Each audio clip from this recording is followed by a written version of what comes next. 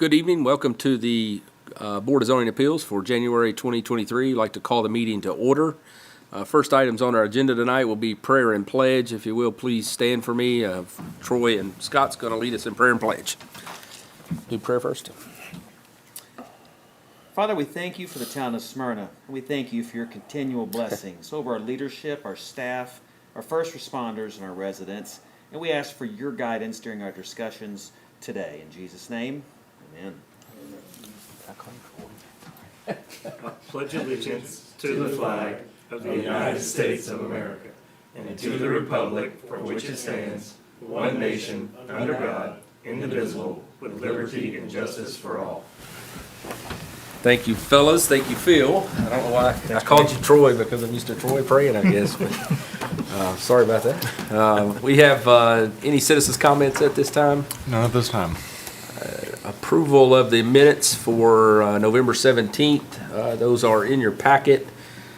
Should be in order. If anybody have any adjustments or corrections? If not, we'll entertain a motion for approval of those minutes. I make a motion to approve. I will second. We have a motion and a second for approval of the November 22 minutes.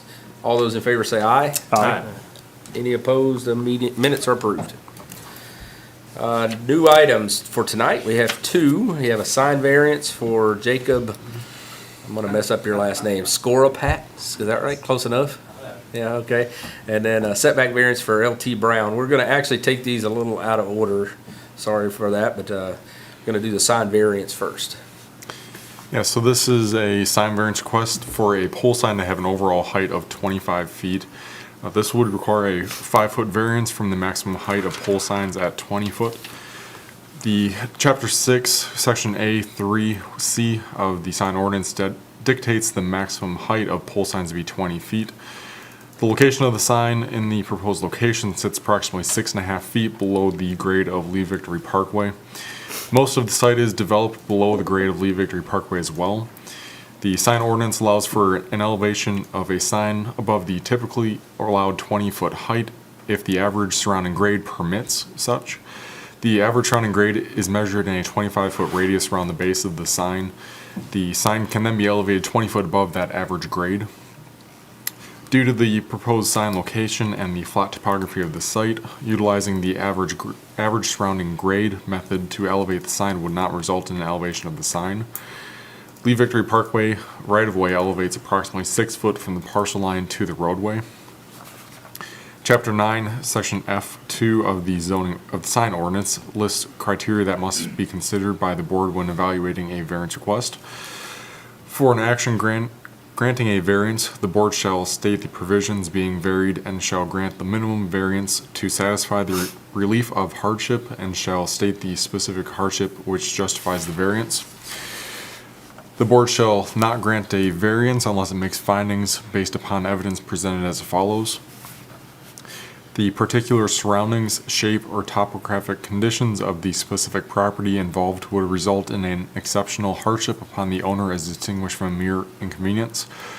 The parcel upon which the request is presented is located below the road grade of Lee Victory Parkway, in particular 6.5 feet below at the proposed sign location.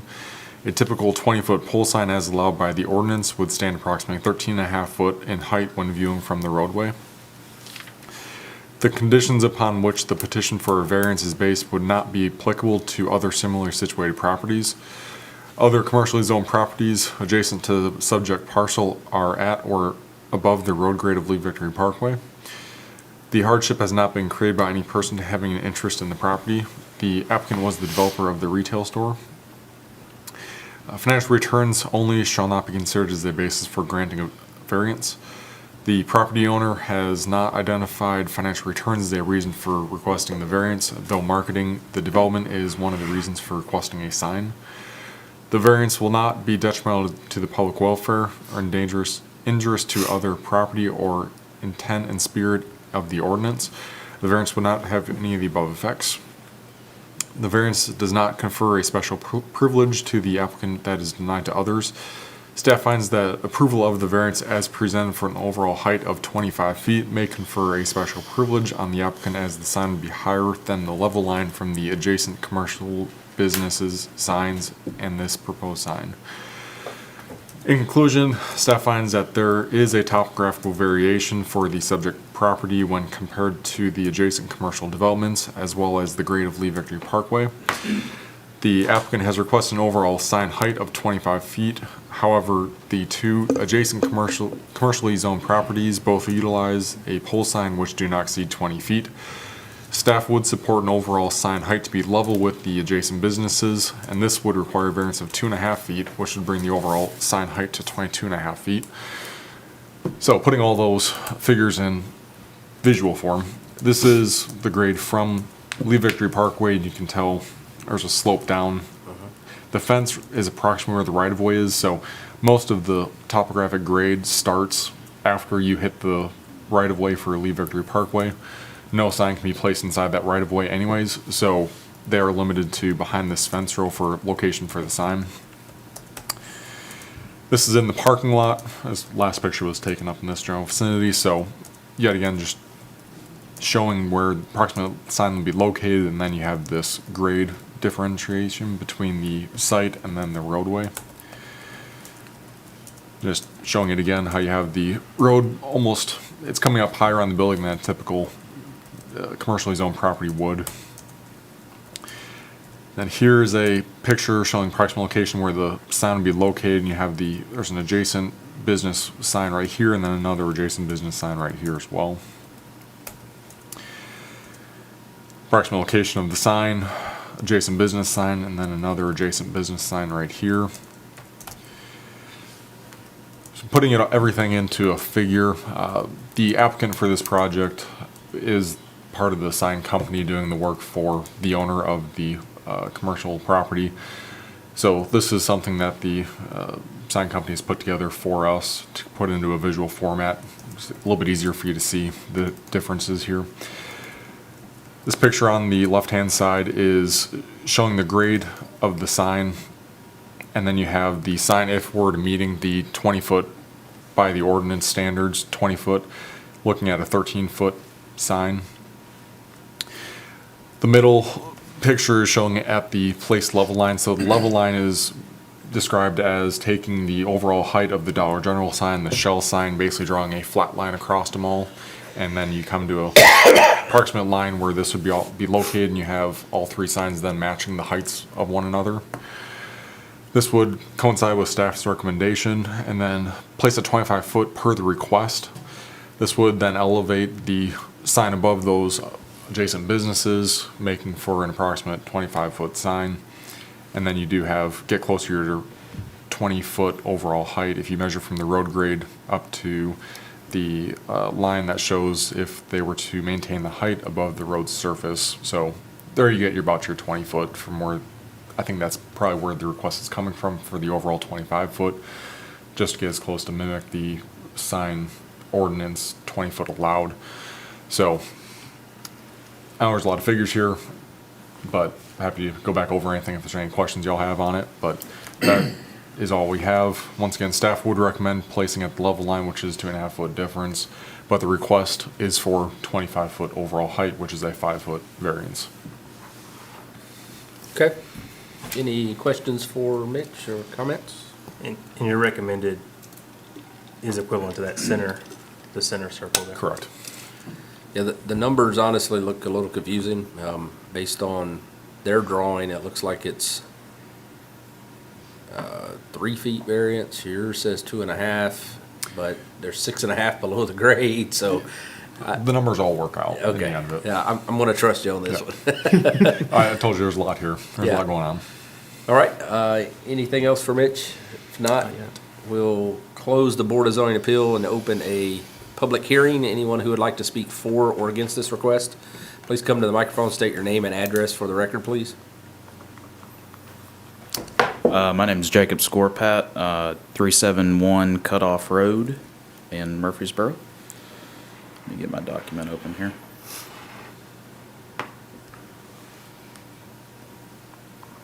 Okay. So again, I'm the owner of 615 Signs. I don't typically advocate significantly for my customers at variances, so this is one of very few that I've done in the past 15 years. But I felt it necessary. So I did draw up this, and it did have a lot. And I told Mitchell that it had a lot of information. And one of my strong subjects was math, so I made sure all of them worked out. So the reason that we've asked for 25 feet is because the sign is located 6.5 feet below the grade. And I didn't ask for more. My customer wanted 27, but I said we're being greedy. The blue line at the top is if you were to follow the road grade. And the benefit that Dollar General has, even over the Shell, is the roadway grade is lower than its sign base. So it has the appearance that it's even higher than the Shell, even though they are both at 542 foot elevation. So as you drive over that bridge, you're even at about 552, 550, 554, somewhere right in there, foot elevation, and I feel like the 25 isn't a tall ask, just because how significantly low that area is, and I'm sure you've driven through there plenty of times, but it's quite a low area, and you don't even see that building until you're upon it. So, do you guys have any questions for me? I don't, not really. I mean, I think with the drawings that you provided, you've given us kind of a good idea of, the look and feel for what you're trying to do. So I don't have any questions. Do y'all have any? No? No, sir. Thank you, guys. Thank you very much. Anyone else who would like to speak for or against this request? Not seeing any, we will close the public hearing and reopen the Board of Zoning Appeals for discussion. I guess, Mitch, I'm inclined kind of with where the staff is on this. We've had a couple of requests in the past for sign variances, both height and square footage mostly. And generally, we don't vary for those much at all, just because of the situation. Mostly the staff comment that it could potentially confer a special, benefit for another customer. But you guys have comments, questions? I'll have a comment, Mr. Chairman. I agree that going to the 25-foot would confer it's a special privilege. We've had requests before. We will have requests in the future. So I believe we try to be reasonable. I believe that the staff recommendation is quite reasonable, placing it at the level line. Because obviously, we would be giving a variance, so we're still going above what code actually is, but doing it to get to the level line of the adjacent buildings makes sense, and I can see how that would be appropriate for the way that would look. Anything higher, and I feel like we're conferring a special privilege, and we're going to hear this in the future every single time for a reason other than what's reasonable. I believe that's a reasonable variance, personally, to get to the line level of the adjacent building. So I would certainly support that, because I feel like it's making what I would consider minimum use of a variance to be able to get it to something aesthetic where it's still being seen. That's my opinion. Yeah, and I completely understand Mr. Scorpat's argument around the grade of the road and the fact that it kind of goes up there. My concern with that is the grade of the road is always up or down. It's not generally level anywhere.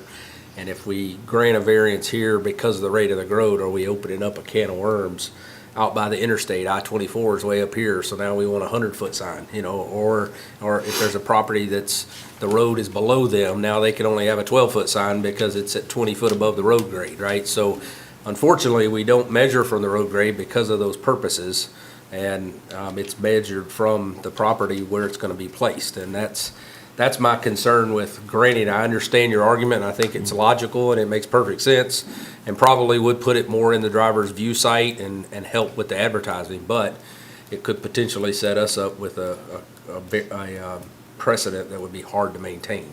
And that's my biggest concern is, that's gonna vary almost every time. So, do we have any other comments, questions? If not, a motion?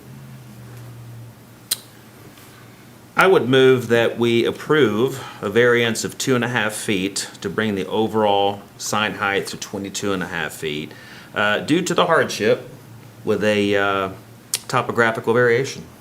Okay, we have a motion to approve 2.5 feet variance, which would take it to 22.5 feet. And Jeff, my only question is, just so we're not back here over 6 inches at some point, can we add something there as well as level with the adjacent business signs or something in case it ends up being 23 feet? If his number shows 3, yours shows 2.5, I don't want him to have to come back over 6 inches. To be no higher than. To no higher than, adjacent businesses, or should we just stay away from that? I think because not really great at knowing how we would measure that.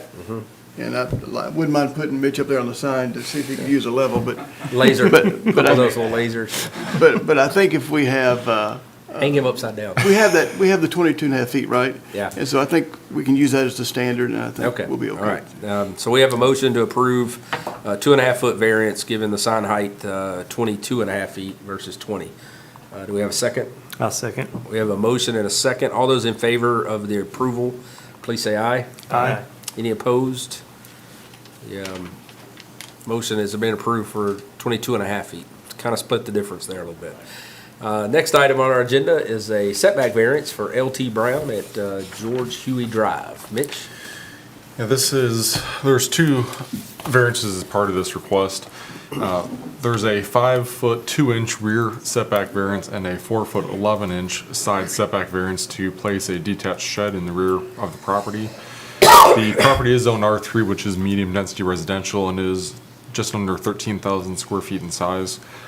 This is a corner lot located on the corner of George Huey Drive and Stella Court. Minimum rear and side yard setback requirements in the R3 district is 8 feet for any detached structures. The structure is 10 foot by 16 foot in size and was placed without obtaining a building permit from the codes department. Zoning variance requirements, section 7.080 of the municipal zoning ordinance lists general requirements for zoning variance request. Those requirements and staff findings are as follows. The board shall not grant a variance unless it makes a finding based upon the evidence presented as it follows. The particular physical surroundings, shape, topographic conditions of the specific property involved that would result in a particular hardship upon the owner is distinguished from a mere inconvenience if the strict application of this ordinance were carried out must be stated. Staff finds that the property is uniform in shape, size, and topographic conditions with no unique circumstances. The conditions upon which the petition for a variance is based would not be applicable generally to other property within the same district. Staff finds that the property is a corner lot which constricts the rear yard for additional structures since the principal structure has 2 front setbacks to meet. The variance will not authorize activities in a zone district other than those permitted by this ordinance. Detached structures are allowed by right in the R3 zoning district but are to adhere to all applicable setbacks. Financial returns only should not be considered as a basis for granting a variance. The property owner has not identified financial returns as a reason for this request. The alleged difficulty or hardship has not been created by any person having an interest in the property after the effective date of this ordinance. The creation and placement of the structure was completed by the applicant. That granting the variance request will not confer on the applicant any special privilege that is denied by this ordinance to other lands, structures, or buildings in the same district. Staff finds that the variance requested could potentially provide the applicant with special privilege denied by the ordinance to other lands, structures, or buildings in the R3 district. The property does have 2 front setbacks, but the structure can be also relocated to meet the appropriate setback requirements. The variance is the minimum that will make possible the reasonable use of the land, building, or structure. Staff finds that the requested setback variance may not be the minimum to make the reasonable use of the structure for the proposed use. The structure could be relocated to meet setback requirements. The granting of the variance will not be detrimental to public welfare or injurious to other property or improvements in the area. Staff finds that the proposed variance should not be detrimental to public welfare or injurious to other property improvements in the area. The proposed variance will not impair adequate supply of light and air to adjacent property, substantially increase the congestion in the public streets, increase danger of fire, endanger public safety, or substantially diminish or impair property values. Staff finds that the variance may not have any of the above effects. Number 10 is not applicable in this case. And in conclusion, staff finds that this property is uniform in size and shape to other lots within the R3 district, and the structure could be relocated to meet separate requirements. However, this is a corner lot, which does constrict the rear lot size for any detached structure placement. So this is the structure. There was a code employee that was out there doing an inspection on the lot for a different permit. That's how this was found. So structure's already been placed. There's your side, and then you have the rear right here as well. So this is a mock-up drawing of the approximate location for where that structure is located, and that is all I have.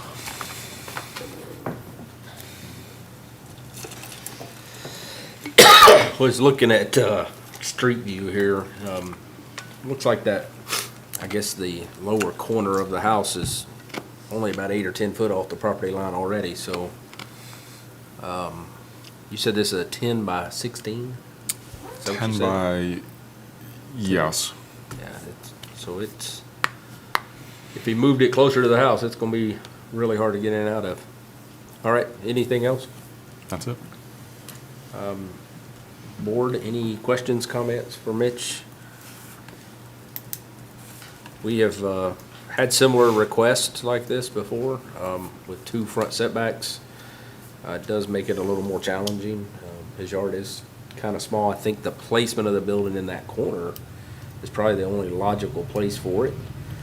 The question is whether or not it could be closer to the house or closer to the property line to meet a variance. I don't know if you could get it on there without a variance, if you moved it closer to the house at all. You can shift it. It does get significantly closer to the house, Yeah. but can it be So shifted? Yes. Technically, it could fit, but it'd be really close. I got you. Yeah, okay.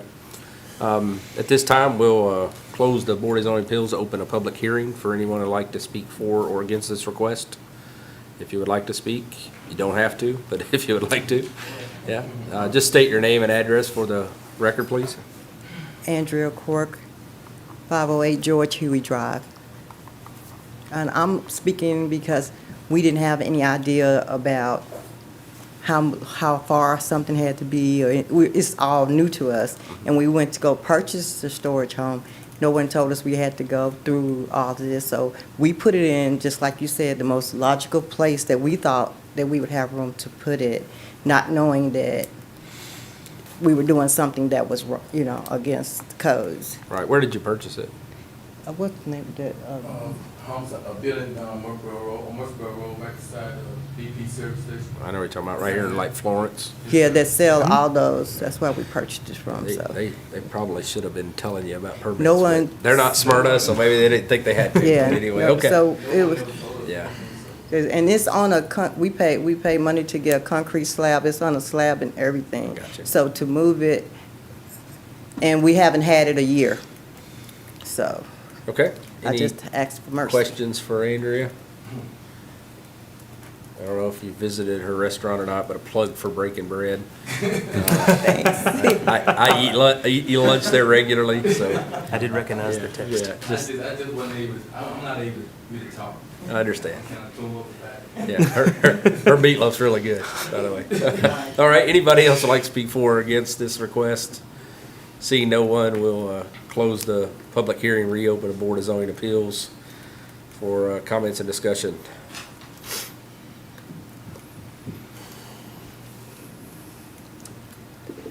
I'm kind of with you. I don't really see a lot of room between the house and the fence or anywhere I know you can, but it looks a little bit tougher than some we've had in the past as well. It'd be tight to get it in there. Well, there's also, and it doesn't, you can kind of see it on here, but there's privacy fences in both corners there. So both neighbors that this building backs up to, there's a privacy fence between the building and the neighbor. Did we get any calls from the neighbor, or is this just strictly a codes visit? Correct. Okay, so no complaints from the neighbors, and there is a privacy fence separating them. The two corner lots does create 30 or 35, or maybe even 40, what is this one, 30 What's setback from the road? 35? Yeah, so it's got 235, so there's no way to put it really in that side yard. And even further behind the house in any direction would probably be really hard. That patio is probably just a foot or two off the property line, it looks like, as it is. Mm-hmm. All right, anything else?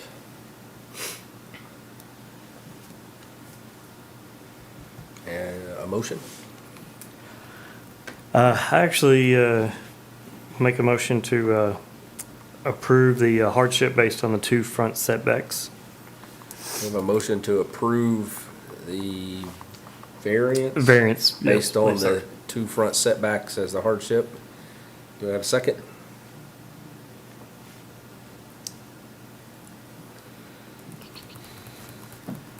More discussion? We can do that. We can Okay. give it a second I and just- vote on it, and then go back, or whatever you want to do.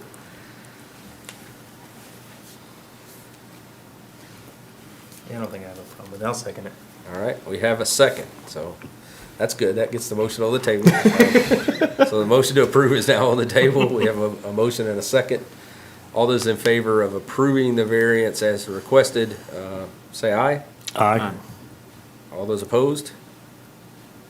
Okay, didn't hear anybody. No roll call's good. All right, the motion is approved. All right, thank you. The next item on our agenda is staff comments or other business. I'm all set. No other comments or other business, then we will stand adjourned. Thank you. I